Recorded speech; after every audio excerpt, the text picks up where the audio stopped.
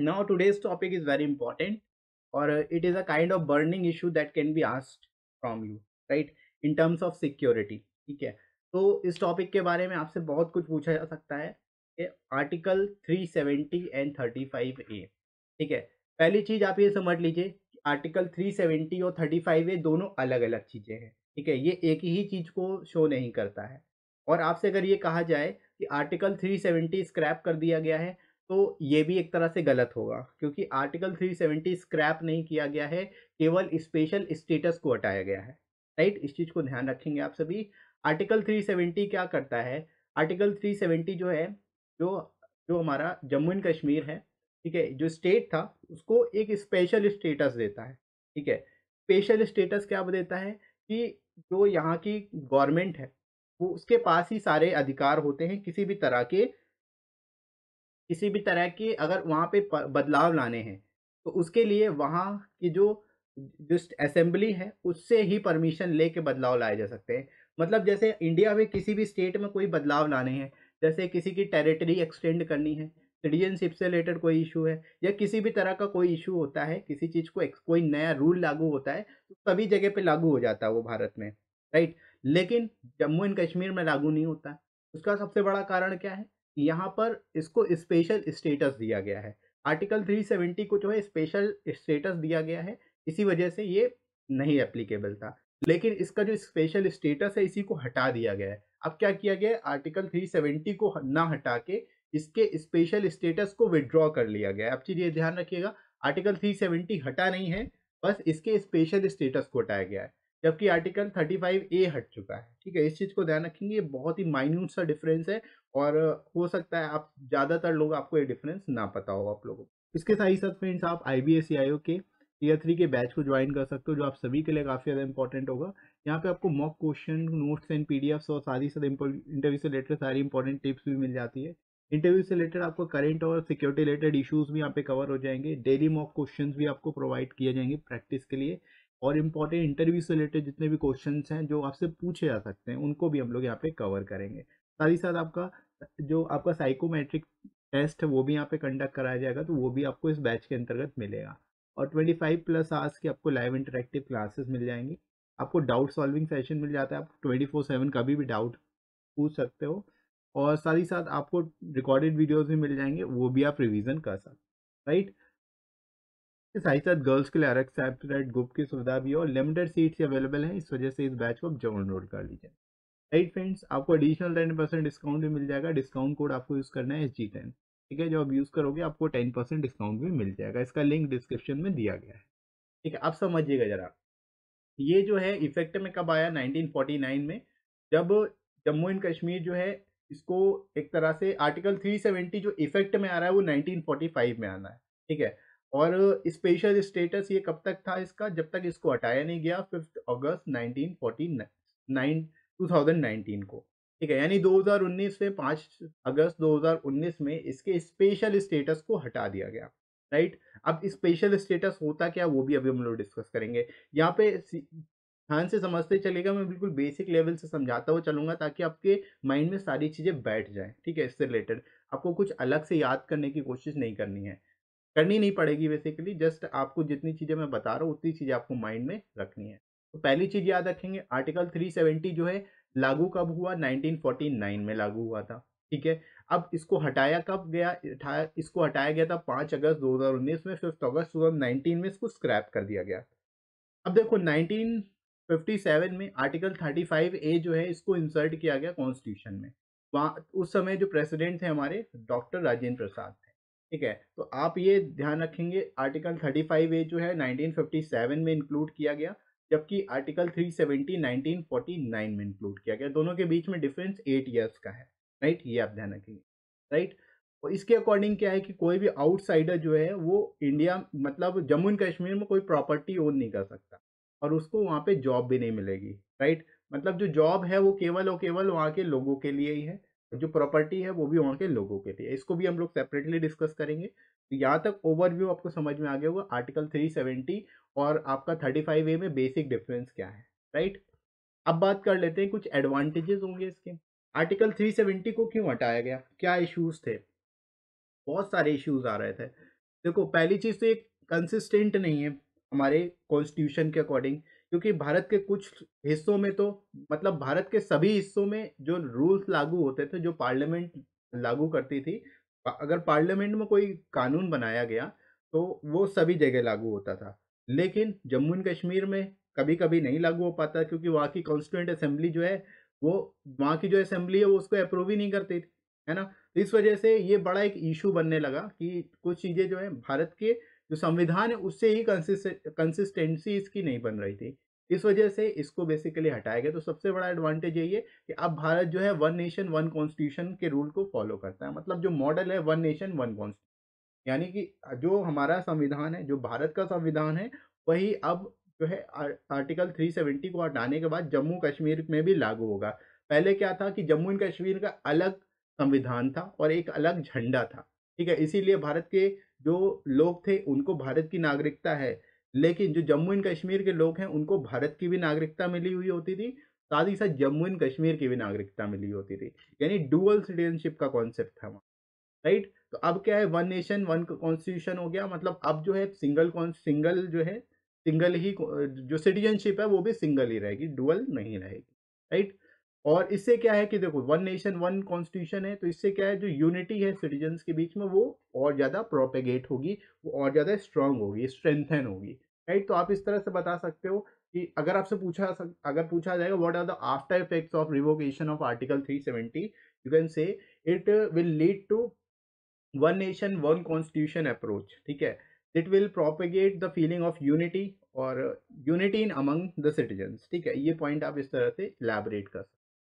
अब दूसरी सबसे बड़ी प्रॉब्लम क्या आती थी जम्मू एंड कश्मीर में, डेवलप्ड नहीं हो पाता था, ठीक है? डेवलपमेंट नहीं होता था।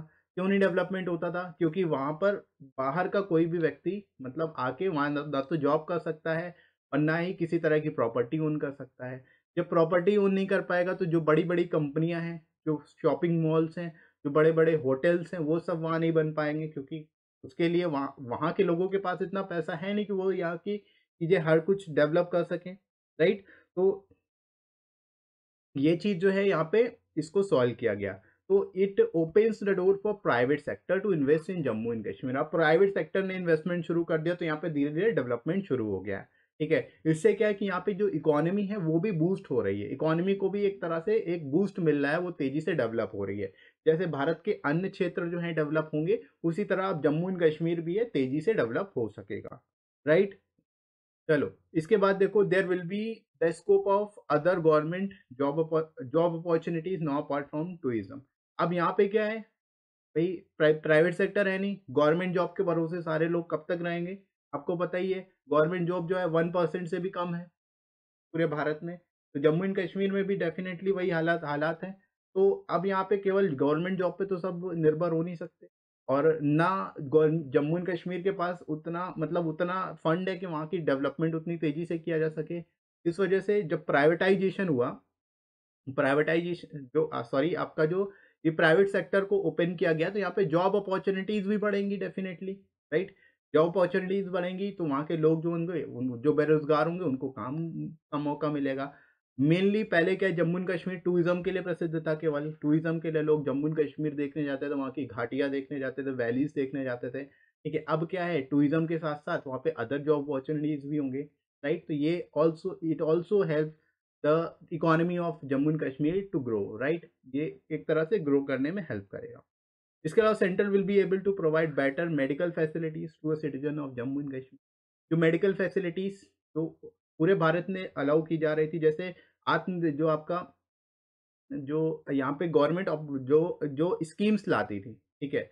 आयुष्मान भारत स्कीम है जैसे, पूरे भारत में एप्लीकेबल है, जम्मू एंड कश्मीर में नहीं एप्लीकेबल, क्यों? वहाँ की अप्रूव नहीं हुई। तो ये सारी इश्यूज़ जो हैं उसको ख़त्म कर दिया गया, तो मेडिकल फैसिलिटीज़ भी वहाँ पे अच्छे से प्रोवाइड की जा सकेंगी। जो इंडिया में लागू होगी वो पूरे के पूरे जम्मू एंड कश्मीर में भी लागू हो पाएगी। इसके अलावा appropriate measures to control corruption. Corruption और सबसे ज़्यादा तो टेररिस्ट एक्टिविटीज़ है, उससे छुटकारा मिलेगा, ठीक है? क्योंकि सबसे बड़ा इश्यू यही होता था, जो पाकिस्तान है, वो यही हर जगह मतलब इश्यू खड़ा करता था कि भाई कश्मीर में गोलियाँ चलाई जा रही, कश्मीर में लोगों को मारा जा रहा है, कश्मीर में ये हो रहा है, वो हो रहा है। अब क्या है, कश्मीर को हटा के लद्दाख में ऐड कर दिया गया, कुछ पार्ट जो है, मतलब अब तो यूनियन टेरिटरी बना दी गई, तो कश्मीर अब कश्मीर रहा ही नहीं, तो ये लद्दाख आ जाएगा। तो ये जो इशू है कश्मीर वाला, वो भी एक तरह से इसको सॉल्व कर दिया गया है, ठीक है। तो अब ये जो इशू है पाकिस्तान बार बार इसको भी नहीं उछाल पाएगा, तो ये भी एक तरह से सिक्योरिटी रिलेटेड जो हमारी छवि खराब की जा रही है पाकिस्तान द्वारा, उसको भी यहाँ पे जो है एक तरह से खत्म किया जा सकता है, इसके द्वारा खत्म कर दिया। तो यहाँ से टेररिज्म भी खत्म किया जाएगा एक तरह से, साथ ही साथ जो है करप्शन जो फैला हुआ है उसको भी यहाँ पे काफ़ी हद तक कंट्रोल किया जाएगा, राइट। तो एडवांटेजेस आप ध्यान रखेंगे, यही एडवांटेजेस आपके आफ्टर इफेक्ट्स भी हैं। आपसे पूछा जाए कि what are the effects after effects of revocation of article 370, तो आप बता सकते, राइट। अब कुछ एडवांटेज है तो कुछ डिसएडवांटेजेस भी होंगे, ठीक है। तो डिसएडवांटेजेस किसके लिए होंगे, जो वहाँ के लोग हैं उनके लिए डिसएडवांटेजेस होंगे। जैसे जो कश्मीरी सिटीजन्स हैं उनकी डुअल सिटीजनशिप खत्म हो गई, मतलब अब उनके पास डुअल सिटीजनशिप नहीं रहेगी, राइट। इसके अलावा जो कश्मीरी मुस्लिम्स हैं उनको थोड़ा-सा थ्रेटन रहेगा, उनको थोड़ा-सा भय रहेगा, क्योंकि भारत अब यूनिटी और इंटीग्रिटी को लेकर के आगे बढ़ेगा, ठीक है। मतलब जो टेररिस्ट लोग हैं, जो कि एक तरह से किसी न किसी से इन्फ्लुएंस करते थे वहाँ के लोगों को, वो उनमें एक तरह से उनके अंदर जो है सेपरेट होने की फीलिंग डालते थे। सेक्युलर जो है एक तरह से उनके अंदर ऐसी फीलिंग डालते थे कि वो अलग कर देते थे कि भारत से आप अलग हो। तो ये फीलिंग अब खत्म हो जाएगी, राइट। तो ये जो थ्रेटनिंग वाली फीलिंग है वो भी एक तरह से यूनिटी की वजह से खत्म हो जाएगी। जो कुछ मुस्लिम जो हैं इस तरह की एक्टिविटी में इन्वॉल्व है, तो उनको भी यहाँ पे एक तरह से वो भी इसमें नहीं रहेंगे। इसके अलावा देखो hampers the delicate relation with Pakistan, इसकी वजह से पाकिस्तान के साथ जो रिलेशन है वो खराब तो है, वो और ज़्यादा खराब हो जाएंगे, क्योंकि पाकिस्तान तो चाहता ही कश्मीर उसको मिल जाए, राइट। तो इस वजह से यहाँ पे एक तरह से रिलेशनशिप है वो और ज़्यादा टेंस हो जाएंगे, किसके बीच में, इंडिया और पाकिस्तान के बीच, राइट। इसके बाद implants a seed of insecurity in certain section of citizens, जो सर्टेन सेक्शन ऑफ सिटीजन्स है मतलब जिनके पास स्पेशल स्टेटस है, उनको थोड़ा सा इनसिक्योरिटी होगा, क्योंकि उनके जो स्पेशल स्टेटस है उसको हटाने जाए। जैसे आपका जो आसाम है उसमें जो स्पेशल स्टेटस वहाँ की ट्राइब्स को मिला है, ठीक है। उनको ये लगेगा कि कहीं हमारे भी स्पेशल स्टेटस को ना हटा दिया जाए, हमें जो एडवांटेजेस मिल रहे हैं उसको ना हटा दिया जाए, तो इस तरह की एक इनसिक्योरिटी डेवलप होगी, ठीक है। तो ये एक एडवांटेज है, आप बता सकते हो। इसके अलावा जो सेफ्टी ऑफ कश्मीरी गर्ल्स वो थ्रेटन होगी, क्योंकि certain Indo fashionist have threaten to marry girls of the religion, मतलब वहाँ की लड़कियों से शादी कौन करेगा, वो थ्रेटन होती हैं किसी ना किसी तरह से, तो उनको अलग समझा जाता है, इस वजह से ये चीज़ें होती हैं। तो ये सारे डिसएडवांटेजेस हैं जो आप बता सकते हो यहाँ पे। क्लियर है सभी को? आर्टिकल 370 में किसी को कोई यहाँ तक समस्या तो नहीं है, राइट। अब यहाँ पे एक और चीज़ डिस्कस कर लेते हैं, इसको समझिए ज़रा।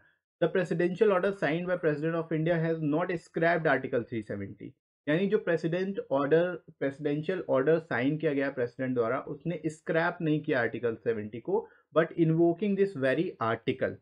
समझ में आ रही है? यहाँ पे पॉइंट समझने की कोशिश करिए। आर्टिकल 370 को ख़त्म नहीं किया गया, इसके जो स्पेशल स्टेटस है इस आर्टिकल को ख़त्म किया, मतलब जो स्टेटस है स्पेशल स्टेटस जो दिया गया था उसको ख़त्म किया गया है, राइट। समझ में आ रही है बात? स्टेटस को ख़त्म किया गया है, नॉट दिस स्टेट्यूट, मतलब ये जो लॉ है इसको ख़त्म नहीं किया गया, इस चीज़ का ध्यान रखेंगे। The special status of Jammu and Kashmir has been withdrawn, जो स्पेशल स्टेटस है उसको ख़त्म कर दिया गया, उसको हटा दिया गया है, ठीक है। इसीलिए रिवोकेशन आर्टिकल 370 हम लोग बोल देते हैं, राइट। अब देखो, in other words move by the government gives full applicability of the Indian constitution Jammu Kashmir, मतलब इस मूव से क्या हुआ कि जो कॉन्स्टिट्यूशन में जो भी चीज़ें हैं, जो भी सब प्रावधान है, जो भी प्रोविजंस हैं, वो सभी जगह एप्लीकेबल होंगे, इंक्लूडिंग जम्मू एंड कश्मीर। अब वो जम्मू कश्मीर में भी एप्लीकेबल हो जाएंगे, ठीक है। वहाँ के जो असेंबली है वहाँ से हमें परमिशन की जरूरत नहीं होगी अब, राइट। अब देखो, earlier only a set of limited provision such as foreign relations, communication and defence at jurisdiction of Jammu and Kashmir, यानी पहले भारत के पास केवल कुछ चीज़ों में ही, केवल जो है हम, हमारी संसद जो है, हमारी पार्लियामेंट जो है, कुछ चीज़ों में ही क्या कर सकती थी, लॉ बना सकती थी, चाहे वो फॉरेन रिलेशन को लेकर के हो, कम्युनिकेशन के, या फिर डिफेंस से रिलेटेड हो, इसके अलावा नहीं बना सकती, राइट। तो इस चीज़ को आप लोग ध्यान रखेंगे। ये भी आपसे पूछा जा सकता है कि earlier earlier then article 370 been scrapped, what were the main areas where our constitution can make laws, ठीक है। तो कौन कौन से वो फील्ड थे, तो फॉरेन फॉरेन रिलेशन, कम्युनिकेशन और डिफेंस, ठीक है। इन तीन जगह पे जो है पहले भी गवर्नमेंट जो है वो लॉ बना सकती थी, यानी हमारी जो पार्लियामेंट है वो लॉ बना सकती थी, राइट। अब सभी चीज़ों पे बना सकती है, अब तो स्क्रैप कर दिया गया तो अब कोई प्रॉब्लम ही नहीं। तो यहाँ तक चीज़ें समझ आ रही होंगी आप लोगों को। आर्टिकल 370 पूरा क्रिस्टल क्लियर होना चाहिए, क्या-क्या मेन एडवांटेजेस थे। आपको यही पूछा जाएगा यहाँ पे, आपसे डिफरेंस पूछा जा सकता है, what is the difference between article 370 and article 35 ए। ठीक है, बहुत ज़्यादा डीप में नहीं पूछा जाएगा, आपसे नॉर्मल इंटरव्यू की तरह ही आपसे चीज़ें पूछी जाएँगी।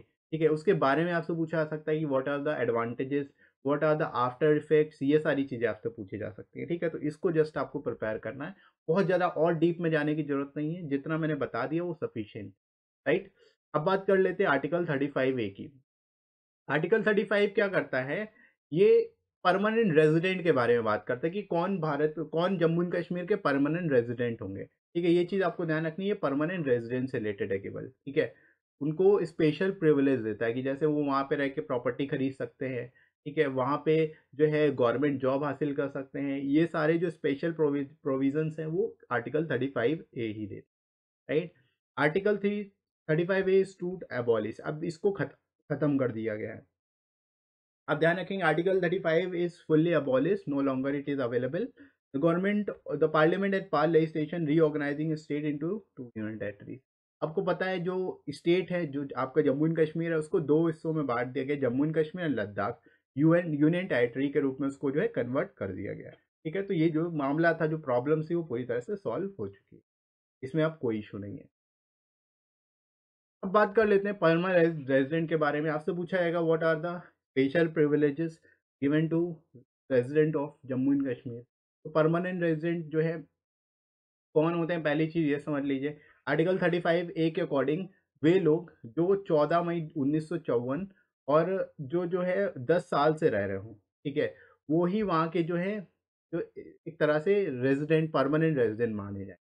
जो 14 मई 1954 या फिर जब वो पिछले 10 सालों से रह रहे हों, उनको ही माना जाएगा lawfully acquired email property in the state. मतलब जिन्होंने लॉफुली जो है, लॉफुली वहाँ पे इस प्रॉपर्टी एक्वायर्ड कर रखी है, ऐसे लोगों को ही क्या कंसिडर किया जाएगा, परमानेंट रेजिडेंट कंसिडर किया जाएगा, राइट?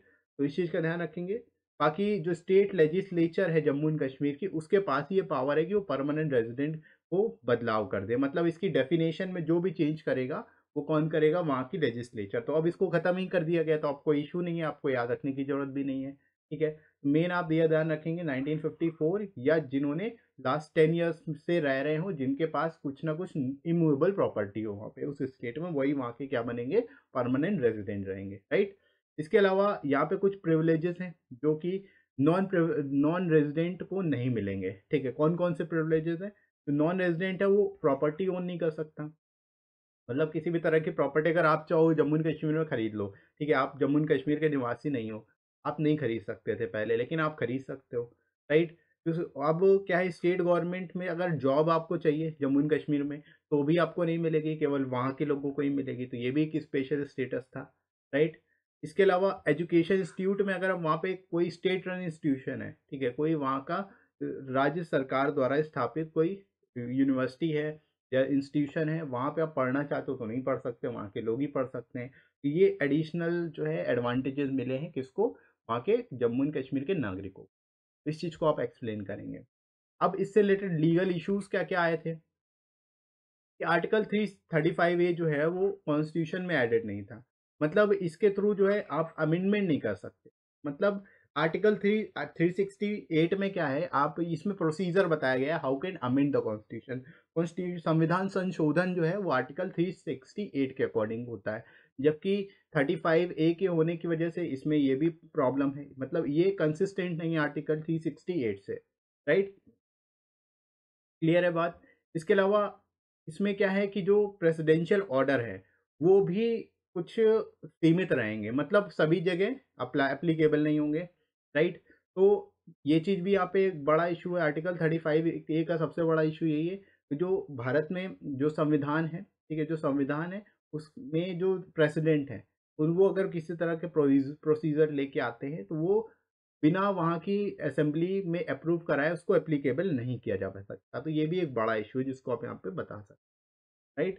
तो ये भी आएगा। इसके साथ ही साथ जो आर्टिकल 35 ए के अंतर्गत जो परमानेंट रेजिडेंट के बारे में बताया गया है, ये क्या करता है, ये एक तरह से हमारे जो आर्टिकल 14 है, ठीक है, right to equality before law, संविधान के आगे सबकी समानता का जो अधिकार है वो उसको ब्रीच करता है, क्योंकि आर्टिकल 14 कहता है कि जो भी भारत के लोग होंगे वो सब इक्वल होंगे, वो कानून के आगे बराबर होंगे, कोई छोटा नहीं है, कोई बड़ा नहीं है, कोई गरीब नहीं है, कोई अमीर नहीं है। लेकिन आर्टिकल 35A की वजह से वो क्या है, इनकंसिस्टेंट हो जाता है, क्योंकि कुछ जो एजुकेशन इंस्टीट्यूशन है वहीं पे उनको दाखिला नहीं मिलेगा, गवर्नमेंट जॉब पे उनको वहाँ पे नहीं मिलेगा, तो इनकंसिस्टेंट हो जाएगा, किससे, लीगल, ये आपके आर्टिकल 14 से ये वायलेट करेगा।